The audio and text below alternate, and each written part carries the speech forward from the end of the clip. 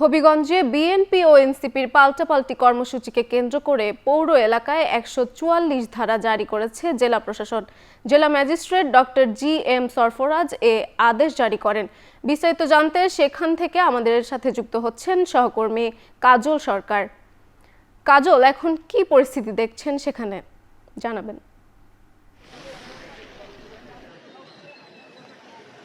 তারিন, কিছুক্ষণ আগে মূলত এনসিপির যে কেন্দ্রীয় নেতৃবৃন্দ রয়েছেন তারা শ্রীমঙ্গল থেকে হবিগঞ্জে ঢোকার চেষ্টা করেছিলেন, কিন্তু শ্রীমঙ্গল এবং হবিগঞ্জ সীমান্ত যেটি অর্থাৎ মুছাই এলাকা, ওই এলাকাতে আইনশৃঙ্খলা বাহিনী তাদেরকে আটকে দিয়েছেন এবং এখন পর্যন্ত এনসিপির যে নেতৃবৃন্দ রয়েছেন তাদের সঙ্গে আইনশৃঙ্খলা বাহিনীর কথা কাটাকাটি চলছে। এনসিপির যে নেতৃবৃন্দ রয়েছেন তারা আসলে হবিগঞ্জ প্রবেশের চেষ্টা করছেন। অন্যদিকে পুলিশ যেটি বলছে যে যেহেতু ১৪৪ ধারা জারি রয়েছে, সেই ক্ষেত্রে আইনশৃঙ্খলা অবনতি ঘটতে পারে, যে কারণে তারা আসলে এনসিপি নেতৃবৃন্দকে শহরে প্রবেশ করতে দিচ্ছেন না। অন্যদিকে আমরা শহরের যে পরিস্থিতি, যেহেতু তারা আসলে সার্কিট হাউস এলাকাতে কর্মসূচি ঘোষণা করেছিলেন, ফলে এখন আমরা দেখছি যে সেখানকার অবস্থাও অনেকটা আইনশৃঙ্খলা রক্ষাকারী বাহিনী সেখানে বিপুল সংখ্যক মোতায়েন করা হয়েছে।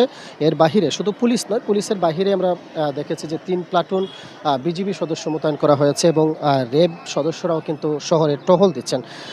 আইনশৃঙ্খলা রক্ষাকারী বাহিনী অর্থাৎ পুলিশ সুপার, জেলা পুলিশ সুপার কিছুক্ষণ আগে দুপুরের দিকে আমাদেরকে যেটি বলেছিলেন যে যেহেতু ১৪৪ দ্বারা জারি করা হয়েছে, সেই ক্ষেত্রে যেন আসলে এনসিপি নেতৃবৃন্দ কিংবা বিএনপি বা ছাত্রদল নেতৃবৃন্দ কোনো ধরনের কর্মসূচি পৌর এলাকা বা শহরে করতে না পারে, সেই জন্য তারা সতর্ক অবস্থানে রয়েছেন। এবং যেহেতু এনসিপি কর্মসূচি ঘোষণা করেছে, ছাত্রদল বিএনপিও কর্মসূচি ঘোষণা করেছে, আমরা দুপুরে দেখেছি বিএনপি নেতৃবৃন্দ আসলে অবস্থান নিয়েছিলেন এবং তারা যেটি বলছেন যে যদি এনসিপি আসলে সেখানকার কোনো কর্মসূচি পালন করে একই সাথে কোনো ধরনের উস্কানিমূলক বক্তব্য দেয়, সেই ক্ষেত্রে তারা বিষয়টিকে আসলে গুরুত্ব দেবেন। অন্যদিকে এনসিপি নেতৃবৃন্দ যেটি বলছেন যে আমরা অর্থাৎ পুলিশের সঙ্গে তাদের যে কথোপকথন, সেখানে আমরা দেখেছি হাসনাত আছেন এবং অন্যান্য যে নেতৃবৃন্দ রয়েছেন তারাও আছেন। তারা যেটি বলছেন যে আমাদের ভেতরে আসলে প্রবেশ করা বা শহরের ভেতরে প্রবেশ করা আমাদের অধিকার রয়েছে। পরবর্তীতে কর্মসূচির বিষয়টি আসলে তিনি পরবর্তীতে দেখা যাবে সেটি আসলে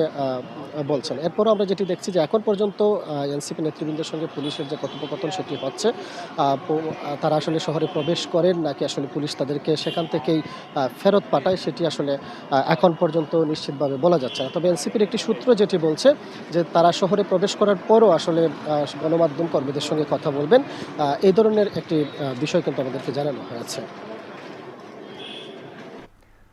হবিগঞ্জ থেকে যুক্ত ছিলাম আমাদের সহকর্মী কাজল সরকারের সাথে।